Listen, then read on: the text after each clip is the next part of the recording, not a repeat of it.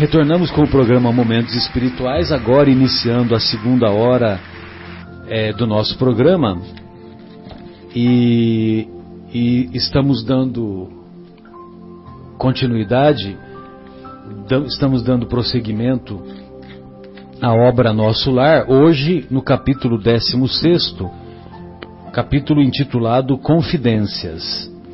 Todos nos recordamos que na semana anterior nós estudamos o capítulo 15º e foi um capítulo tocante, foi uma choradeira aqui no estúdio, né? Todo mundo teve que fazer um esforço hercúleo enorme para não perdermos, vamos dizer assim, para não inundarmos os microfones. Exatamente. E foi o encontro do nosso querido André Luiz com a sua mãe. E nesse capítulo de hoje, o diálogo prossegue, o encontro tem prosseguimento. Diz o André Luiz: consolou-me a palavra maternal, reorganizando-me as energias interiores. Minha mãe comentava o serviço como se fora uma bênção às dores e dificuldades, levando-as a crédito de alegrias e lições sublimes. Então ela comenta que as dores foram para a mãe do André Luiz como bênçãos, e isso trouxe crédito de alegrias e de lições. Então ela encara a dor como uma lição, que é o que nós devemos fazer, e muitas vezes nós não assim não agimos, né? É que os espíritos já mais avançados já conseguem entender, né, Marcelo? Tem uma outra visão. Tem outra visão. Inesperado e inexprimível contentamento banhava-me o espírito. Aqueles conceitos alimentavam-me de estranho modo. Sentia-me outro, mais alegre, animado e feliz. Oh, minha mãe, exclamei comovido, deve ser maravilhosa a esfera da sua habitação, que sublimes contemplações espirituais, que ventura! Ela esboçou um sorriso significativo e obtemperou, respondeu, né? Mas a gente tem que ver que o livro foi escrito na década de 40, né? No início dos anos 40, e evidentemente que esses termos eram frequentes. A esfera elevada, meu filho, requer sempre mais trabalho, maior abnegação. Você vê, não, a gente acha, né, que, olha, nós vamos chegar lá no nosso lar, né? Cadê minha arma? E vamos, e vamos tomar cerveja, entendeu?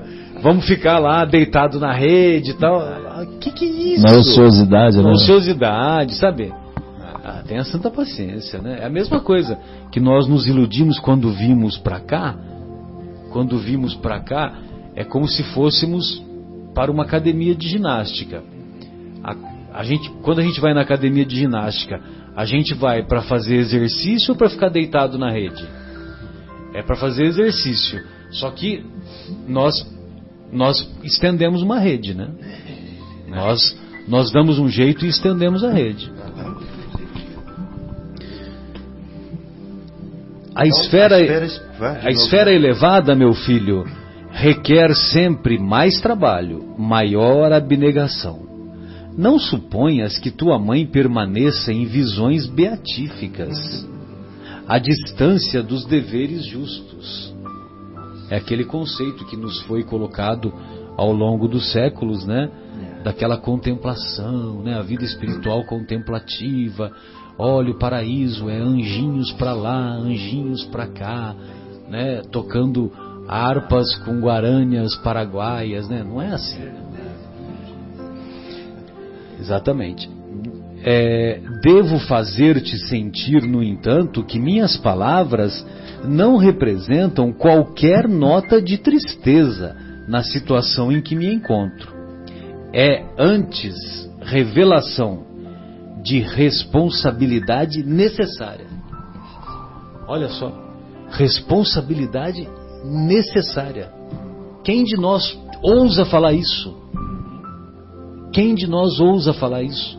Malemar a gente se... Não, eu sou o responsável. Malemar a gente faz isso, né? A gente fala... eu fiz essa burrada, né? Eu não vou falar o outro termo, né? Eu fiz essa burrada, então... Besteira. O responsável sou eu, né? Mas... o responsável sou eu. Agora, nós não refletimos que aquela responsabilidade, ela é necessária para nós. Aquele erro, aquela pisada de bola foi necessário para nós, e nós devemos buscar aprender lições preciosas. Você quer ver uma coisa assim que uma vez uma psicóloga falou para mim? Eu fiquei impressionado, né? Eu falei, meu Deus do céu, eu nunca tinha pensado nisso. Ela disse o seguinte, que ela estava indo num neurologista, só que esse neuro, além de neuro, ele é psicólogo, um cara muito estudioso, muito, muito, muito diferenciado. E ela foi porque ela tinha caído e tinha batido a cabeça. E ela teve lá uma tonturinha lá por um tempo, entendeu? Uma tontura persistente. Aí, como é que foi, minha senhora? Aí a psicóloga conta, eu estava andando, escorreguei, caí, fui ao chão, bati a cabeça e depois fiquei com essa tontura persistente. Aí ele não estava preocupado com essa tontura, porque ele sabia que a tontura ia durar um tempo lá, mas ia melhorar, né? Agora, por que ela escorregou? Por que ela tropeçou? Por que ela estava distraída? Você está entendendo? Essas perguntas que ela colocou, que o neurologista colocou para ela, psicóloga, entendeu? Psicóloga, e ela, sabe, não tinha atentado, não tinha ido buscar as causas, entendeu? Por que ela estava distraída? Né? Será que foi uma simples distração? Estava pensando na morte da bezerra? Né? Como a gente diz lá no interior, né? Você já ouviu essa? Não? Guilherme, o carioca, não conhece essa expressão? Na morte da bezerra? Pelo amor de Deus. Claro, eu conheço, lógico. Eu pensei que era universal. Pensei que tinha até em inglês e alemão. Fulano estava pensando na morte da bezerra, né? Estava assim, olhando para o infinito e pensando em nada. Traveling in the mayonnaise. Pensando em nada. Estava distraído, sabe aquela distração lá? Tá. E o duro é que quando você olha uma pessoa assim, parece que o cara... parece que o cara está pensando na morte da bezerra. Dá pra ver o balãozinho. Dá pra ver o balãozinho em cima da cabeça dele. Dá pra ver o balãozinho Será que ela morreu? De história em quadrinhos. Será que ela comeu? É sensacional. Muito bem. Aí a responsabilidade necessária. Desde que voltei da Terra, tenho trabalhado intensamente pela nossa renovação espiritual. Muitas entidades... Pela nossa, ou seja... Então, quando ela fala nossa, nós vamos entender um pouco adiante que ela está dizendo a dela própria e dos familiares. Dos familiares que já desencarnaram. Da família espiritual, né? Da família espiritual. E, lógico, da família espiritual, a mais recente que ela tinha convivido. Muitas entidades, desencarnando, permanecem agarradas ao lar terrestre, a pretexto de muito amarem os que demoram no mundo carnal. O nosso querido Chico, ele costumava dizer que cerca de 80% dos espíritos que desencarnam ficam presos aqui no terra-terra. A rotina que ele vivia antes. A rotina que ele vivia antes. Exato. E muitos continuam desconhecendo a atual condição que desencarnaram. 80% é um número absurdo, né? Aquilo que eu até comentei outro dia, na realidade, assim, é impressionante, assim. É de não entender, né? É de não entender, assim, falando assim, de uma forma mais descontraída, é uma vergonha. Né? Nós que já temos esse conhecimento, etc e tal, né? Voltando de novo para Dona Marta, da nossa querida, ela sempre falava assim: a hora que começar a ficar tudo esquisito, o pessoal não responde, você fala, não responde, não consegue pegar, todo mundo pega seu carro, sua chave e tal, corre para um centro espírita que muito provavelmente você já morreu. O pai. Quando for botar o chinelinho, o pezinho passar direto do... Pois é. Aquela havaiana lá, o dedinho passa direto. O dedinho passou direto, pode ter certeza que então, você desencarnou. Hein? Vai pro Paulo de Tarso. Vai descalço. Não, porque assim, mas assim, é muito impressionante, é uma coisa muito real mesmo, porque assim, eu participo toda quinta-feira das reuniões, assim, a grande maioria não sabe que desencarnou. É muito impressionante. Muito impressionante. Então, muitas entidades desencarnando permanecem agarradas ao lar terrestre, continua a mãe do André Luiz, a pretexto de muito amarem os que demoram no mundo carnal.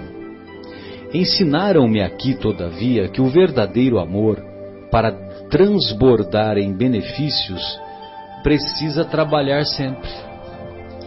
O verdadeiro amor precisa trabalhar sempre. Olha só que coisa. A gente podia colocar uma bandeira, né? Isso, né?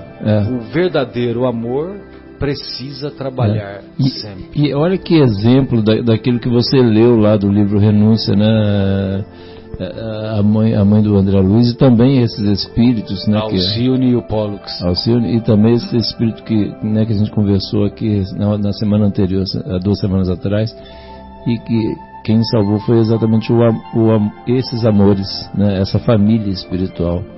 E a mãe do André Luiz está dizendo exatamente a mesma coisa. Que coisa linda, né, gente? Meu Deus.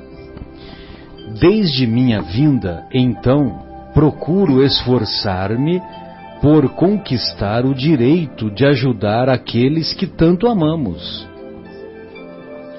Desde minha vinda, então, procuro esforçar-me por conquistar o direito de ajudar aqueles que tanto amamos. Ou seja, ela trabalhava incessantemente para conquistar esse direito, o direito de ajudar. Conquistar o direito de ajudar. Olha que coisa maravilhosa, gente. Não é? E para ela obter isso, ela vai ajudar primeiro quem? Os outros. Os da família dos outros. Exatamente. Para conquistar o direito. E meu pai? Perguntei. Aí o André pergunta, né? E meu pai? Perguntei. Onde está? Por que não veio com a senhora? Minha mãe estampou singular expressão no rosto e respondeu. Singular expressão, né? Uma extraordinária expressão. E respondeu. Ah, teu pai. Há 12 anos que está numa zona de trevas compactas no umbral. Na terra sempre nos parecera fiel às tradições da família, arraigado ao cavalheirismo do alto comércio, e cujos quadros pertenceu até ao fim da existência e ao fervor do culto externo em matéria religiosa. Mas no fundo era fraco e mantinha ligações clandestinas fora do nosso lar. 2 delas estavam mentalmente ligadas à vasta rede de entidades maléficas. 2 delas. E tão logo desencarnou o meu pobre Laerte, a passagem no umbral lhe foi muito amarga, porque as desventuradas criaturas a quem fizera muitas promessas aguardavam-no, ansiosas, prendendo-o de novo nas teias da ilusão. A princípio, ele quis reagir, esforçando-se por encontrar-me, mas não pôde compreender que após a morte do corpo físico, a alma se encontra tal qual vive intrinsecamente. Bom, essa frase é um outro programa, né? De 2 horas, né? A princípio, ele quis reagir, esforçando-se por encontrar-me, mas não pôde compreender que após a morte do corpo físico, a alma se encontra tal qual vive por dentro, tal qual vive intrinsecamente. Então, isso aqui que eu estava comentando naquela hora lá na parte do Evangelho. Olha que vantagem, que coisa impressionante a gente ter esse conhecimento. Não é verdade, gente? Assim, a gente sai daquela questão lá do me engana que eu gosto, né? Quer dizer, da ilusão. Das ilusões. São tantas ilusões. São tantas ilusões, né? E aí a gente já sabe como é que as coisas funcionam realmente. Não existe, não adianta aquela história. Estão enganando a quem mesmo? Né? Pelo amor de Deus, não tem. A si próprio, né? E o pior, assim, é importante, a importância da leitura desse livro, assim, do entendimento, porque assim, é muito caro o preço a ser pago. É muito caro. O sofrimento no mundo espiritual, né, o sofrimento moral é muito doloroso, né, Marcelo? Significativo, doloroso, complexo. E aí dá para entender aquela cena no filme Nosso Lar, quando ele está na casa, né, visitando a casa dele depois de muito tempo, que ele lá no finalzinho, né? Que ele vê uma cena extremamente desagradável. Essa cena o tira de equilíbrio, porque ele não tinha... E ele flerta com o umbral novamente. Exatamente. Então acontece exatamente o que está escrito aqui, ó. Que a alma se encontra tal qual vive intrinsecamente. Exatamente. Né? Então, dentro dele o umbral nasceu outra vez. E o mundo dele virou um umbral. Nessa hora. Sintonizou, é igual um rádio, né? Você sintonizou com o umbral, começou a tocar o umbral. Já é. E outra coisa, eu li no livro Memórias de um Suicida, que eu nunca acabei aquele livro, acredito, que vergonha. Mas depois da morte do Leon Denis, que eu só consegui 50 páginas. Então, consegui passar de 50 páginas. Esse Memórias eu já comecei a ler, já recomecei, mas eu não consigo terminar. Mas é assim, é um livro muito bom. Tem um caso de um dos suicidas, quando eles vão lá no vale para tentar resgatá-lo, que quando as pessoas olham para ele está se debatendo nas ondas. Mas é interessante que ele se sente debatendo nas ondas toda hora. E as pessoas que o veem debatendo nas ondas. Não é interessante isso? Então, entendi. Se eu estiver aqui vendo as minhas moedas o tempo todo, depois de desencarnado, vocês vão me ver vendo as minhas moedas. Né? É porque eu crio a realidade real. Ela passa a ser real. Ou seja, olha só, você se encontra tal qual vive intrinsecamente. É uma realidade. Então, por isso que o mundo é mental. Não é um mundo material. É isso que a gente não entende, João. Por isso que é difícil entender por que a pessoa não entende que está desencarnada.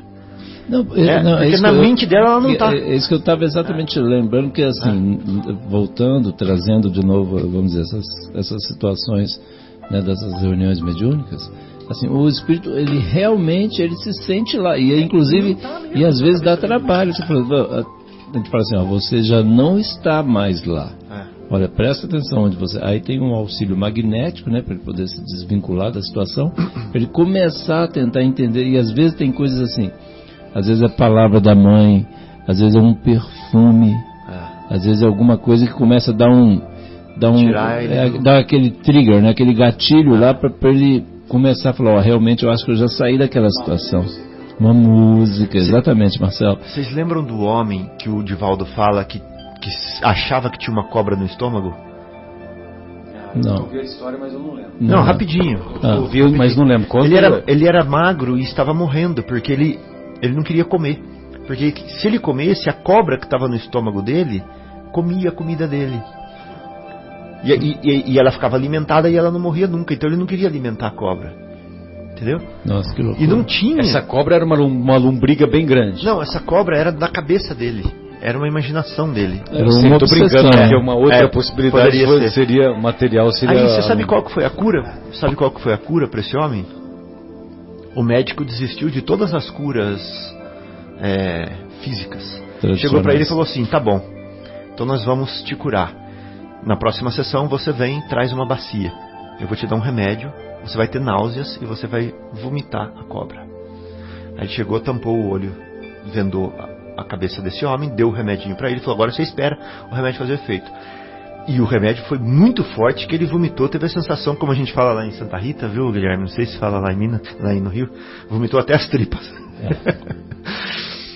E aí o médico pegou e jogou uma cobra dentro da bacia, entendeu? E desvendou, falou assim: conseguimos, tá aí a cobra. E o cara curou, ele acreditou. E aí ele voltou a ficar saudável. Ai, que beleza. E com os espíritos, né? É a mesma, só que lá é o mundo mental, então a mente é que manda mesmo. Exatamente. Entendeu? E aí uma coisa que assim, os espíritos sempre sentem, que é exatamente o que prevalece nesses ambientes, é as vibrações de amor e carinho. Aí, né, a gente sempre fala: mas você está sentindo? Há quanto tempo você não sente vibrações de amor, vibrações de carinho? Aí pensa um pouco, fala: é verdade. E aí começa a ver que tem alguma coisa mudou. E aí a hora que ele começa a acreditar, como você acabou de dizer aí da cobra, quando ele começa a acreditar que alguma coisa mudou, que ele acredita que já saiu da escuridão. Às vezes são situações tão terríveis, né? Ele acredita que já saiu de lá e está no outro ambiente. E aí ele começa, né, a ser auxiliado, né, começa a enxergar e começa a falar, entendeu? Aí muda e aceita, né, ser atendido, assim, né? Então é muito, igual eu falei, né, cada situação, né, cada irmão que é levado lá é como se fosse um livro, um filme, assim, pra gente, que passa ali na nossa frente. Continua a mãe do André Luiz. Será que nós vamos terminar esse capítulo? Vamos sim. Continua a mãe do André Luiz explicando sobre a situação do Laerte, o pai do André Luiz.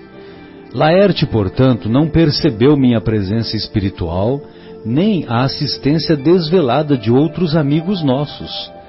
Tendo gasto muitos anos a fingir, viciara a visão espiritual, restringira o padrão vibratório, e o resultado foi achar-se tão só na companhia das relações que cultivara irrefletidamente pela mente e pelo coração. Os princípios da família e o amor ao nosso nome ocuparam algum tempo o seu espírito. De algum modo lutou, repelindo as tentações, mas caiu afinal novamente, enredado, envolvido na sombra, por falta de perseverança no bom e reto pensamento. Muitíssimo impressionado, perguntei: não há, porém, meios de subtraí-lo a tais abjeções? Ah, meu filho, elucidou a palavra materna, eu o visito frequentemente. Ele, porém, não me percebe. Seu potencial vibratório é ainda muito baixo. Tento atraí-lo ao bom caminho pela inspiração, mas apenas consigo arrancar-lhe algumas lágrimas de arrependimento, de quando em quando, sem obter resoluções sérias. As infelizes, das quais se tornou prisioneiro, retiram-no às minhas sugestões. Venho trabalhando intensamente anos a fio. Solicitei o amparo de amigos em 5 núcleos diversos de atividade espiritual mais elevada, inclusive aqui em nosso lar. Certa vez, Clarencio quase conseguiu atraí-lo ao Ministério da Regeneração, mas inútil.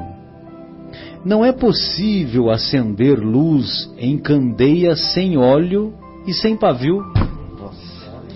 Não é possível acender luz em candeia sem óleo e sem pavio. Precisamos da adesão mental de Laerte para conseguir levantá-lo e abrir-lhe a visão espiritual. No entanto, o pobrezinho permanece inativo em si mesmo, entre a indiferença e a revolta. Depois de longa pausa, suspirou, continuando: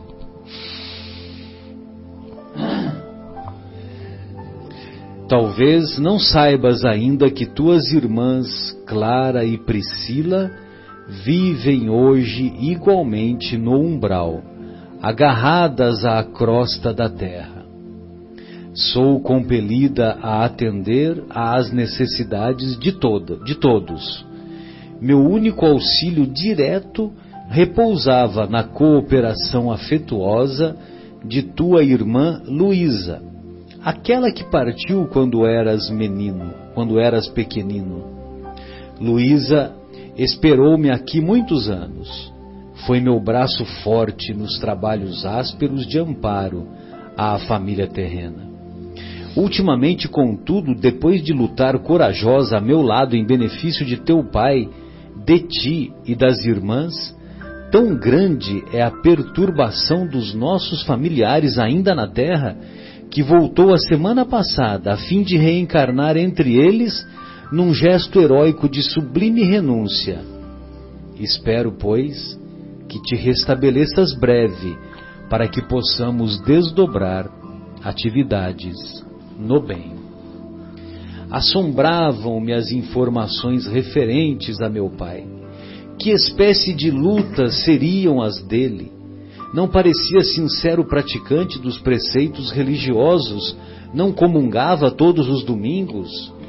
Enlevado com a dedicação maternal, perguntei: a senhora, entretanto, auxilia o papai, não obstante a ligação dele com essas mulheres infames? Não as classifiques assim, ponderou minha mãe. Dize antes, meu filho, nossas irmãs doentes, ignorantes ou infelizes. São filhas de nosso pai, com P maiúsculo, igualmente. Não tenho feito intercessões apenas por Laerte, mas por elas também, e estou convencida de haver encontrado recursos para atraí-los todos ao meu coração. Espantou-me a grande manifestação de renúncia. Pensei subitamente em minha família direta. Senti o velho apego à esposa e aos filhos queridos. Perante Clarencio e Lísias, deliberava sempre recalcar sentimentos e calar indagações. Mas o olhar materno encorajava-me. Alguma coisa me fazia sentir que minha mãe não se demoraria muito tempo a meu lado. Aproveitando o minuto que corria célere, que corria rápido, interroguei: a senhora, que tem acompanhado o papai devotadamente, nada poderá informar relativamente a Zélia e às crianças? Aguardo ansioso o instante de voltar a casa a fim de auxiliá-los. Oh, minhas imensas saudades devem ser igualmente compartilhadas por eles. Como deve sofrer minha desventurada esposa com esta separação? Minha mãe esboçou um sorriso triste e acrescentou: tenho visitado meus netos periodicamente. Vão bem. E depois de meditar alguns instantes, acentuou: não deves, porém, inquietar-te com o problema de auxílio à família. Prepara-te, em primeiro lugar, para que sejamos bem-sucedidos. Existem questões que precisamos entregar ao Senhor em pensamento antes de trabalhar na solução que elas requerem. Quis insistir no assunto para colher pormenores, mas minha mãe não reincidiu nele, esquivando-se delicada. A palestra estendeu-se ainda longa, envolvendo-me em sublime conforto. Mais tarde ela despediu-se. Curioso por saber como vivia até ali, pedi permissão para acompanhá-la. Afagou-me, então carinhosa, e disse: Não venhas, meu filho. Esperam-me com urgência no Ministério da Comunicação, onde serei munido de recursos fluídicos para a jornada de regresso nos gabinetes transformatórios. Além disso, ainda preciso avistar-me com o ministro Célio para agradecer a oportunidade desta visita. E deixando-me n'alma duradoura impressão de felicidade, beijou-me e partiu.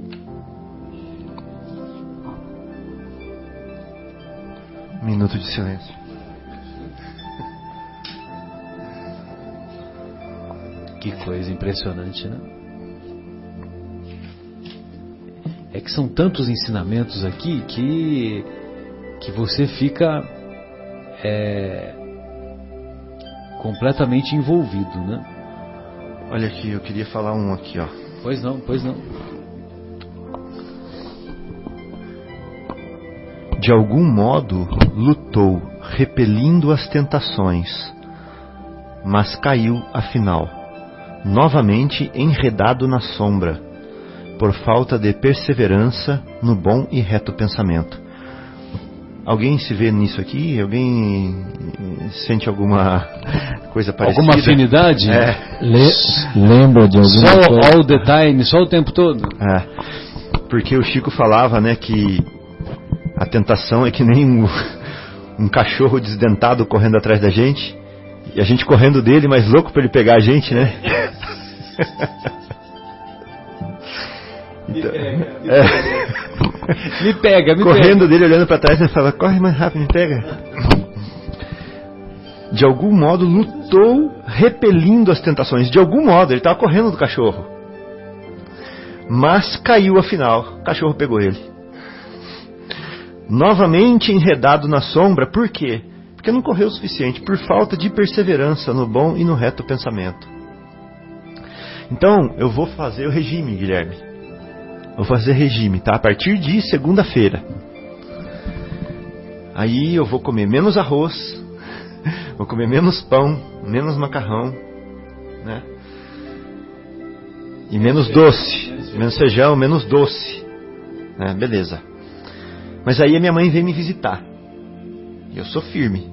No primeiro dia, aquela comida gostosa dela, ela até fala assim: ué, Fábio, por que você está comendo tão pouco? Não, mãe, estou de regime. Mas a comida é da sua mãe, para com isso. Beleza. Na janta, eu já passo um pouquinho, né? Amanhã eu já estou comendo até a panela, porque não tem perseverança. E eu descobri que perseverança não é você ser capaz de fazer um trabalho longo, ficar sem comer, sem beber, sem dormir, fazer aquele trabalho. Isso não é perseverança. Perseverança é você fazer trabalhos pequenos todos os dias. É diferente. E eu achava que não.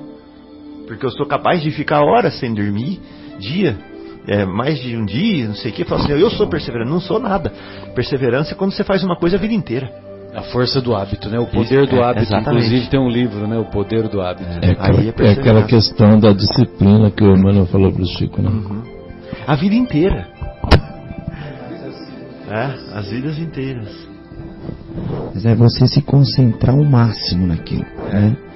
Pequenos trabalhos, mas 100%. 100% no trabalho, 100% naquilo.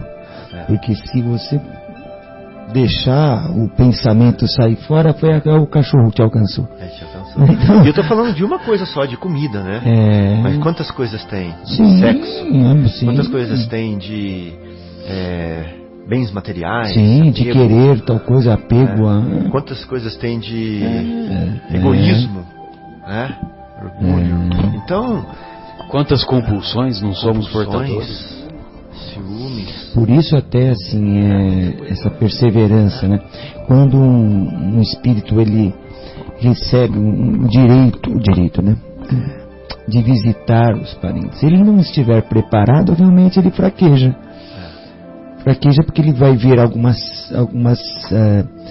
cenas, imagens que ele acha que ainda é o dono, ele ainda é... O que está fazendo na minha casa? Sai daí, né? Enfim, entre outras coisas, né?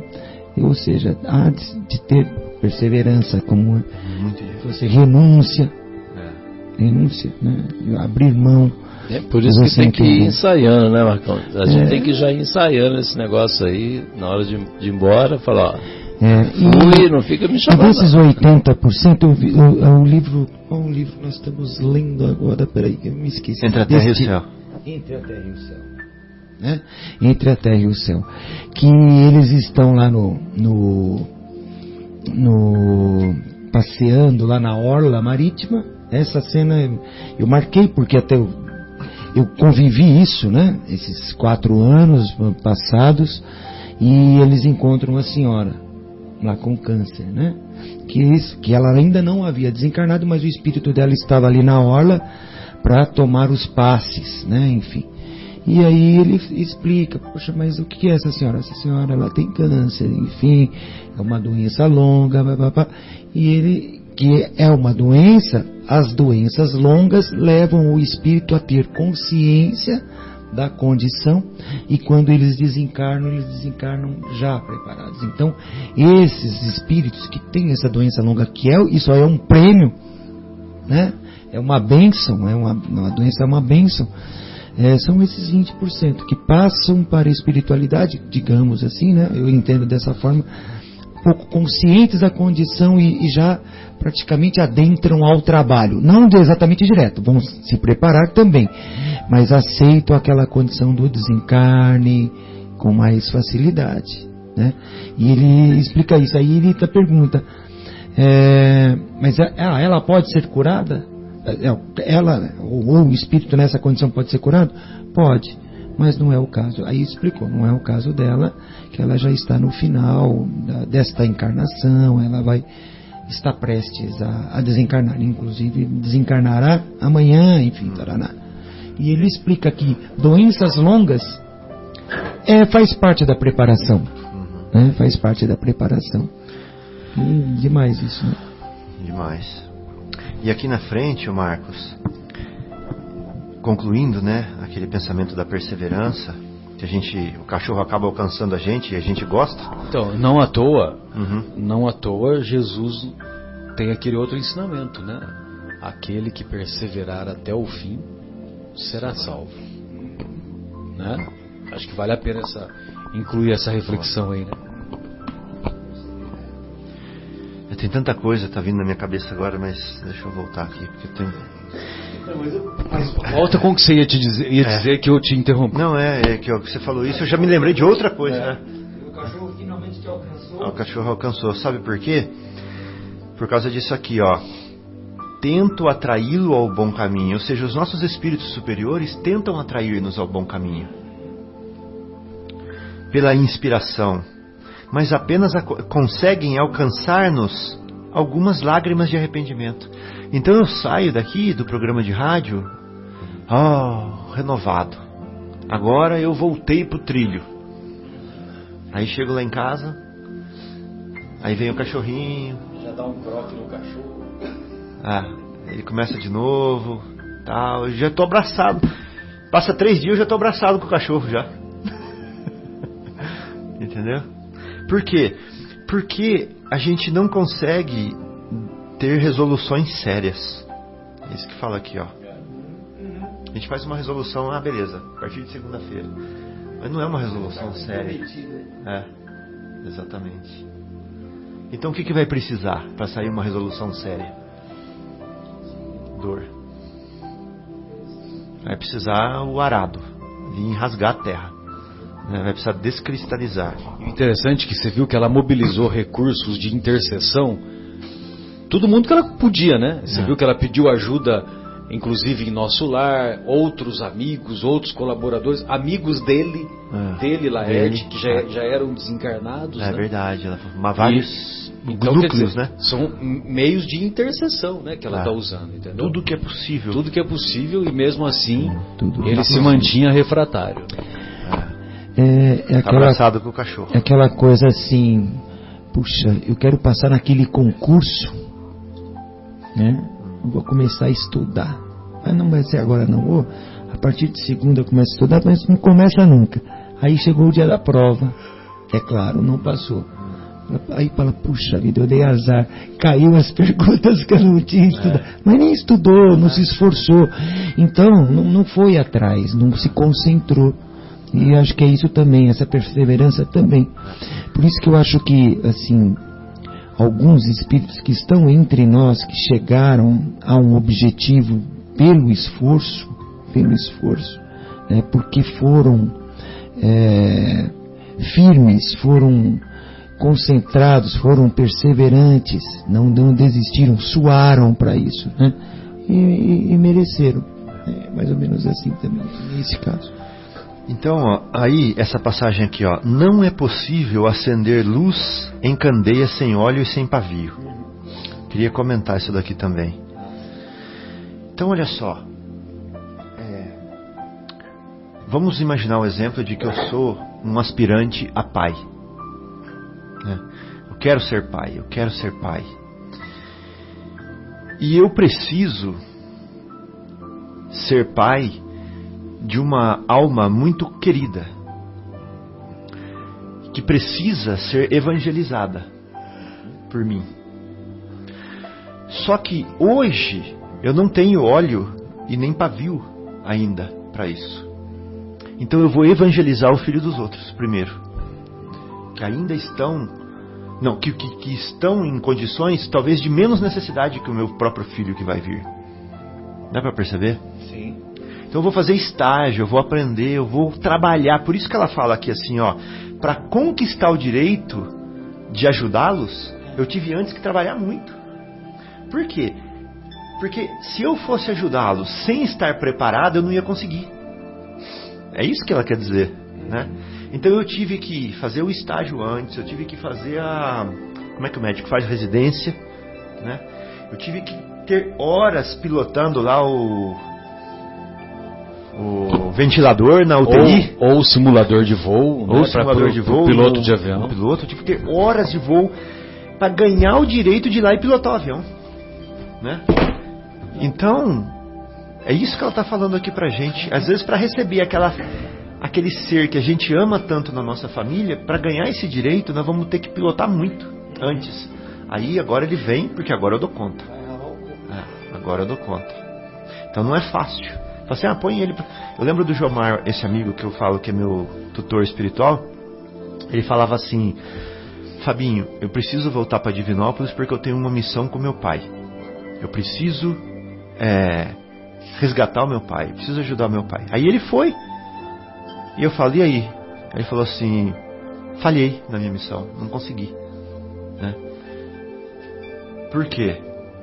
Faltou óleo no pavio. Óleo e pavio. Faltou, né? Do pai. Ainda. Não, dele? Ele tinha que estar mais preparado ainda, né? Lógico que tem um livre-arbítrio do pai. Lógico que tem um livre-arbítrio do pai. Tem a imaturidade. Mas, quando o pai estiver preparado, ele vai ter que ter o óleo e o pavio, né? Esse que é o grande ponto. Então...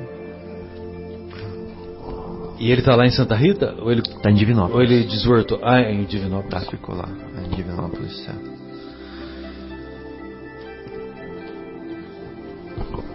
Esse capítulo é um compêndio de ensinamentos, né? Impressionante, né? É um compêndio de ensinamentos e se vocês quiserem fazer mais alguns comentários, fiquem à vontade aí, o Marcos, João. Eu só fui riscando. Só fui riscando aqui. Vamos pegar qualquer um que eu risquei. Faz aqui, aí, ó. Fala aí, Fabinho. Assim, ó, o verdadeiro amor, para transbordar em benefícios, precisa trabalhar sempre.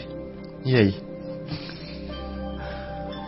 A gente acha que amar é ficar só contemplando, ficar, né, numa boa, ficar olhando pra praia, né? Então não é nada disso, né? Amor tem que andar de braços dados com o trabalho mesmo. É por isso que o Kardec trocou a palavra amor para caridade naquela Epístola aos Coríntios. Ele colocou caridade. Sem caridade eu nada seria, né?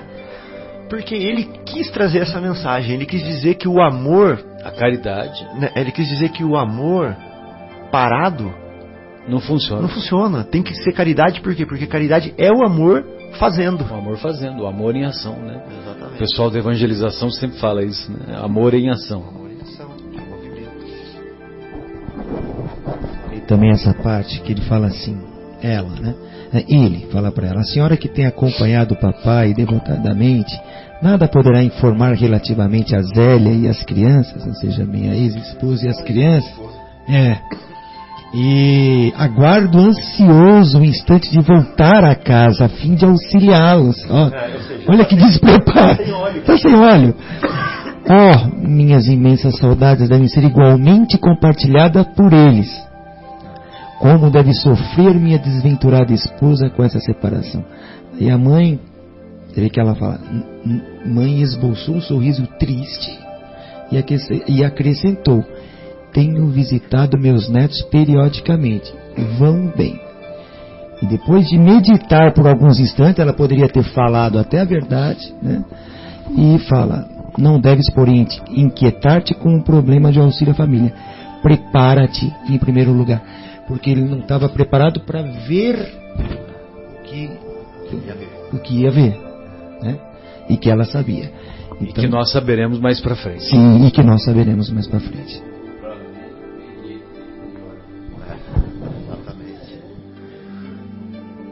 E quanto pavio e óleo ele adquiriu escrevendo esse livro, né? Vivendo os livros. Nossa.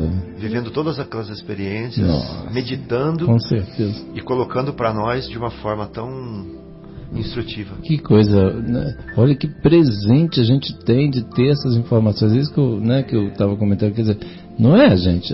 Eu acho que assim, eu fico pensando, eu sempre faço essa reflexão, né, em que onde é que eu estaria sem esses conhecimentos, essa altura do campeonato. Eu sinceramente... Eu estaria lá junto com o Laerte, que ele chama? Laerte. Eu nem sei, sinceramente não sei. E acho que a mensagem que fica aí desse capítulo, que deixou bem assim, que ela deixa nas entrelinhas, mas também dá pra gente depreender com clareza, é que para ela conquistar o direito de auxiliar os próprios familiares, ela teve que trabalhar muito auxiliando os familiares dos outros. Exato. Né? Auxiliando os familiares. Que é essa história de você conquistar o pavio e o óleo, né? Conquistar o pavio e o óleo. E quando você está fortalecido, aí tudo bem, aí você vai conseguir acender a luz, né? Acender a luz da candeia.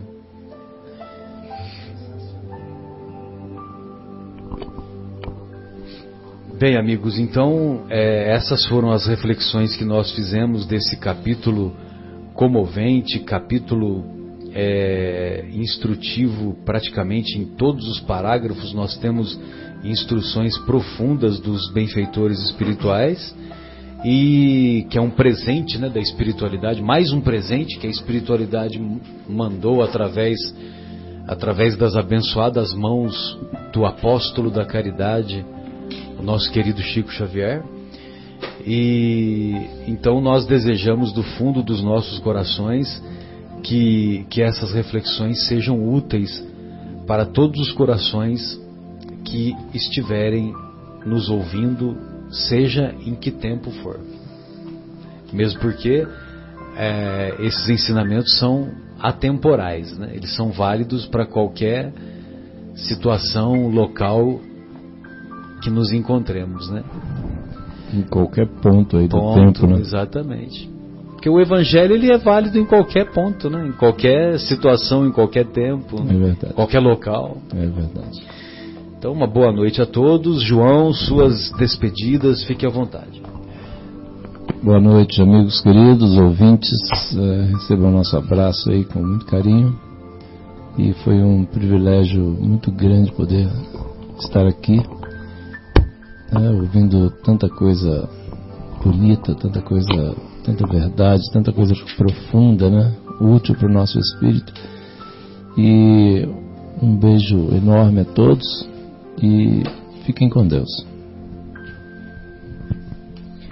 Boa noite, amigos, ouvintes, entes queridos também. Um grande abraço. E o que nos deixa assim feliz nesse ponto que nós discutimos assuntos aqui, nossa, maravilhosos, coisas para a gente pensar, refletir, reestudar e ficar lendo, é que tudo isso está aqui à nossa disposição. Está fácil de lermos essas obras, de ter acesso a tudo isso. Basta querer, né? Basta pegar um livro deste e ler com o coração mesmo. Você vai ver o quanto que se aprende lendo trechos dessas belíssimas obras, não essas, mas muitas que já temos acesso, graças a Deus. Uma boa semana a todas, fiquem conosco. E para quem quiser, aqui na biblioteca da Rádio Capela tem o livro Nosso Lar para emprestar, tá? Tem mais de um exemplar aqui, só vir e pegar para ler. Um abraço para todos. Boa noite a todos, até sexta-feira que vem. Muita parcimônia no domingo, sem brigas. Vamos decidir o futuro do país dos próximos 4 ou 8 anos. E sexta-feira que vem a gente está junto de novo. Tchau, tchau. Você está na ZI.